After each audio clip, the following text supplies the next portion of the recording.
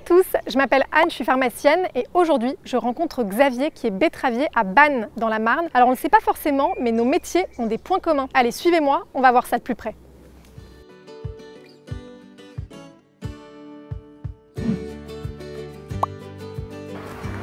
Salut Xavier, comment vas-tu? Bonjour Anne, ravi de t'accueillir sur mon exploitation. Merci beaucoup, je suis ravie de te rencontrer. On m'a dit que toi et moi on avait un lien et il paraît que ce lien c'est la betterave. Est-ce que tu peux m'expliquer? Alors sur la betterave, tu connais les débouchés classiques, le sucre, tu connais le bioéthanol. Oui. Mais en fait avec la betterave, on va aussi pouvoir faire de l'alcool. Il est omniprésent dans les produits pharmaceutiques. Mais le sucre aussi va servir dans les produits de beauté. Tu as des betteraves partout dans ta pharmacie. Effectivement, nous avons des points communs.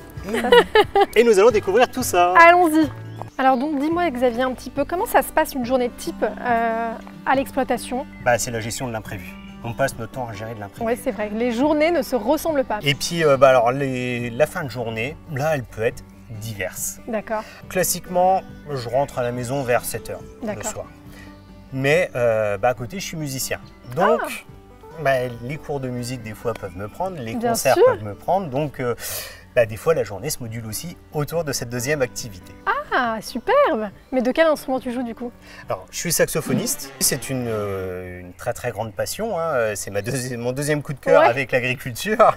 Alors Xavier, est-ce que tu peux m'expliquer quelles sont les étapes de la culture de la betterave? La première des choses, c'est de lui préparer un bon petit lit, donc de bien préparer la terre. On va venir semer la graine dans ce petit lit-là. Ça, c'est une étape qui va se faire au début du printemps. La graine va germer et à partir de là, ça va être à nous de lui offrir toutes les bonnes conditions, donc de passer par des étapes de protection. On va donc limiter la pression des adventices. On va protéger aussi contre d'autres parasites. On va venir protéger contre des maladies. Et à partir du 20 septembre, va démarrer la période des arrachages qui va s'étaler sur tout l'automne puisque l'usine elle doit être alimentée en permanence tous les jours. Et à l'usine on va faire donc l'extraction du sucre, ça va partir en bioéthanol, ça peut partir aussi en alcool pour faire donc des gels hydroalcooliques et plein de débouchés qu'il y a autour de tout ça. Et l'usine elle se trouve où?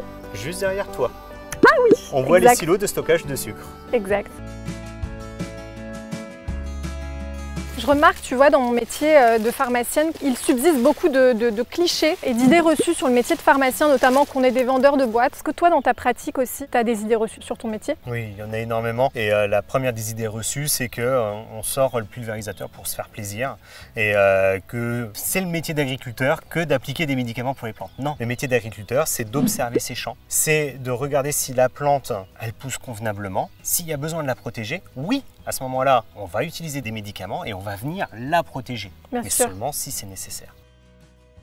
Et quel a été le déclic pour toi lors de te lancer dans cette exploitation? Je suis rentré en école d'ingénieur avec une prépa intégrée. J'ai tenu 1 an. Ah oui, ça t'a pas plu? Ah non, ça m'a pas convenu. Rester dans une salle, etc. C'est pas évident, hein. Je ne pouvais pas me projeter là-dedans. Ce que je voulais faire, c'était agriculteur.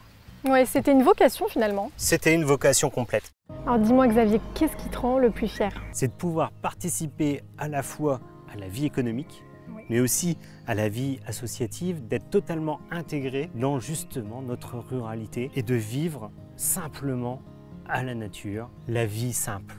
Tout simplement. Ça te ressemble, je trouve. Je te remercie vraiment pour ton accueil. J'ai trouvé que c'était un moment hors du temps. Merci d'être venu, ce fut une très belle rencontre. Voilà, c'est déjà la fin de cette journée. Merci à Xavier pour son accueil chaleureux. J'ai appris une tonne de choses et je crois qu'on peut dire que c'était une bête de rencontre.